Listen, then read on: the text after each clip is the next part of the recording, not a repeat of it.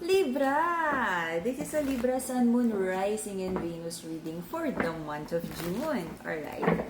Tingnan natin. For your personal reading, kindly send me a direct message. Kamusta mga Libra? Kamusta? Nakapag-decide na ba? Na-prioritize nyo na ba ang inyong mga sarili? Alright. Let's see kung meron mga bago o patuloy pa bang umuulit-ulit sa toxic cycle ang ating mga Libra. Libra, Sun, Moon, Rising, and Venus reading for the month of June. Okay? PM for your personal reading. Ingat sa mga scammers. If in doubt, PM me first. Sa mga lumang clients, alam niyo na ang nag-iisang number natin. Even the GCash. Okay? Ang crystals natin, may special price pa rin. So, PM lang. Libra.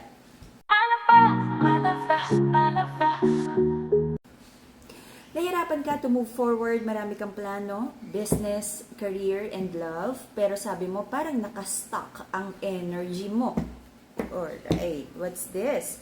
There's an energy of family here na, I don't know, parang nahihirapan ka bang i-juggle ang priorities? Okay, multiple scenarios since this is like a collective reading. For some of you, may isang sitwasyon, long-term commitment, a family dynamics na hindi ka makamove forward, hindi mo mabitiwan, pero alam mong wala ng patutunguhan. Wala akong maramdamang solid commitment kahit may kasal energy pa dito. Okay? For some of you, maraming plano about next level ng relationship, pero parang may sagabal, hindi matuloy-tuloy ang engagement to live in together at ikasal, okay? Kung ano man to, for some of you, gusto nang umalis, hindi makaalis because of children or sabi natin yung vows, okay? Sabi ng feminine, she's trying to hold back, pero she's patiently waiting, sabi ng feminine, sa malaking pera, okay? So, if may usapang divorce, annulment, I feel naghihintay yung feminine kung ano yung para sa kanya, para makapag-start over na siya. If ever man na wala na talagang pag-asa tong relationship, at least she has enough para sa kanya at para sa bata. Okay? Justice, sabi ng masculine here, wala naman daw problema. Pero parang, I don't know, anong problema ng masculine? Napapagod ba magtrabaho? For some of you, may nararamdaman ako na not just pagod eh. It's the energy of baka may dinaramdam, I don't wanna claim, pero for some of you, yung masculine dito ay parang may kailangang ipacheck na health concerns, okay? Sabi ng masculine, ang hirap naman daw na siya lang lahat ang nagbibigay, sumusustento, okay? Sabi niya, kumbaga kung ano man yung usapan nyo, and meron na siyang it's either napapagod na magtrabaho or hindi na capable talagang magtrabaho full-time for now, kung ano man yung issues ng masculine. Pero sabi niya, hindi naman niya tatalikuran kung ano yung responsibilities niya sa family, sa relationship, lalong-lalo na kung may involved na bata. Patuloy na nagkaroon ng conflict sa relationship na to, hindi naman nag-move forward to a better situation, tumahimik na lang, no? Pagod na kayong mag-explain, magpaliwanag, magtalo. Pareho kayong tumahimik na.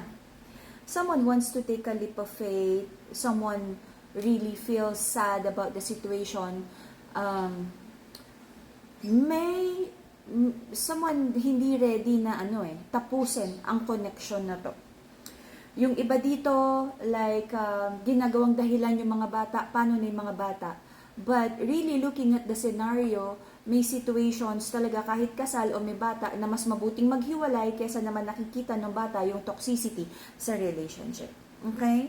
Sabi ng masculine, ang dami niyang stress right now. But I feel, meron ding mga kailangan baguhin yung masculine about the way na magmahal siya. Okay? May mga kailangan like pagiging more responsible and more matured in handling a love connection. For now, sabi ng mga Libra, it feels like ang hirap gumawa ng decision. Ayaw rin niyang pag-usapan itong mga problema. Pero, very Libra energy. Ayaw mong pag-usapan pero kailangan mo ng kausap. You want clarity para matapos na itong conflict na to sa relationship pero gusto mo munang tumahimik. Parang na-overwhelm ka rin sa opinion ng ibang tao kasi kung ano yung sinasabi ng ibang tao na dapat mong gawin, hindi iyon ang gusto ng puso mo. Let's see. Very complicated. Alright, Libra. Sabi ng feminine sa connection na to, Libra, maraming issue sa pera ang feminine. Sabi niya, meron siyang hinihintay na blessings, but napakarami daw bayarin. Okay? May issue sa pera ang ating feminine. Meron siya mga hinihintay na blessings or sustento from the masculine.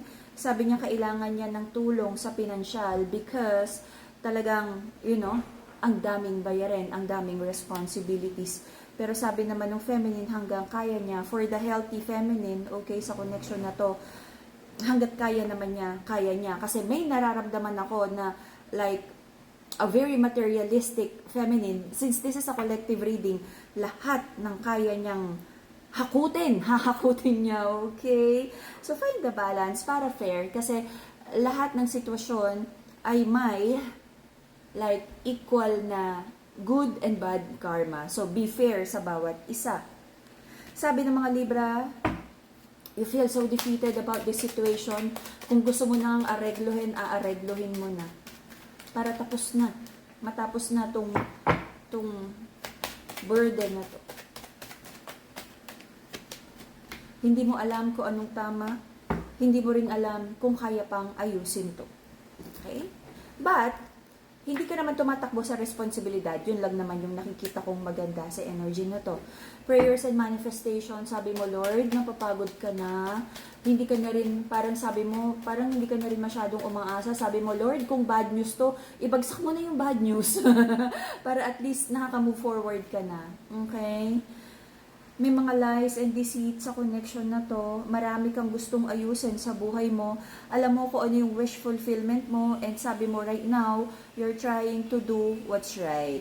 Para mag-align na sa divine plans ang buhay mo. Right now, sabi ng mga Libra, sobrang broken-hearted. Ramdam na ramdam mo yung mga ginawa mong procrastination, delayed plans. Ramdam mo rin yung pagiging people-pleasing mo, hindi nakabuti para sa iyo. Okay? Sobra kang nasasaktan kung nasaan ka man ngayon because alam mo na kung ano yung mga naging past decisions mo, hindi mo ginawa kung ano yung mas nakakabuti para sa'yo. You're having sleepless nights. If you need someone to talk, you should have a best friend right now or a therapist. I feel sobra-sobra yung lungkot. Okay? To balance the energy, to heal your heart chakra, we have the Madagascar Rose Quartz Crystal. Okay? And for mental clarity and stronger connection with the divine, the purple crystal, amethyst. Okay? May nakikita din ako dito for some of you, you're manifesting abundance, especially dun sa side ng feminine na may maiiwan ng bata na nandyan sa'yo yung bata. You're manifesting good luck and abundance. Brazilian citrine. Meron din tayong combination. Okay? For those who are in a budget. May lalabas tayong bagong crystal. Ang ganda din. Alright. Sabi ng person ng mga Libra, they feel so defeated about the situation. Marami ka rin daw hindi sinasabi. Nagsisinungaling ka daw. Especially yung masculine sa connection na to. Sabi ng feminine, she feels so defeated at nagsisinungaling daw yung masculine. Never daw naging truthful. And napaka-bata daw nung energy ng masculine, no? Para daw hindi nag-iisip ng long term. Okay? Case to case. And again, the feminine and the masculine is an energy. Alright. So may mga fear and doubt kung tama pa bang mag-offer ng love, kung tama pa bang pakinggan ang other person, or totally i-cut off na at pag-usapan na lang ang mga responsibilidad. Okay. Until the end of September, I feel ang mga Libra gagawa ng new chapter, new way of thinking, bagong buhay, malayo sa toxicity. Meron kang iniisip na reconnection, reconciliation, but sabi mo, Lord, bahala ka na. It is what it is. Kung maging okay ang reconnection, reconciliation, thank you, Lord. If not, maluwag sa puso mong tanggapin na hindi talaga kayang i-work out. But very optimistic ang mga Libra na sana tanggapin yung reconnection energy na to. Okay? To protect your energy and to ground your energy, the Madagascar Black Tourmaline, meron din tayong like the Nazar Amulet, Anti-Evil Eye. This also carries the Anti-Evil Eye energy. Okay? For the courage to do what you want, the courage to help you with your manifestations, and for good luck, carnelian bracelet. Okay? naka-special price pa rin ang ating mga crystals for personal reading. PM lang. Tignan natin kung mas maganda ang ating Libra bonus reading. Bye-bye, Libra!